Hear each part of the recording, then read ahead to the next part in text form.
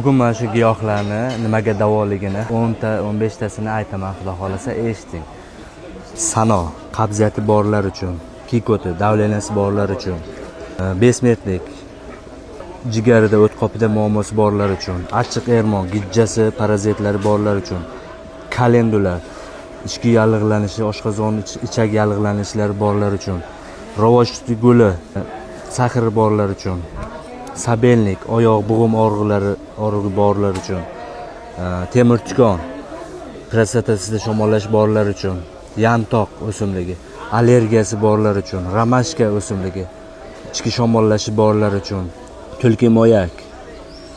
pochkadagi shamollash borlar uchun, kardamon, yuragida muammosi borlar uchun, hijma, bu ham paraziti borlar uchun, chereda, psoriazi borlar uchun, salotka, yo'tali, ichki shamollashi borlar uchun, psilin po'stlog'i, ozishni xohlaydiganlar tez ozish uchun, ginka buloq, xotirasida muammosi borlar uchun.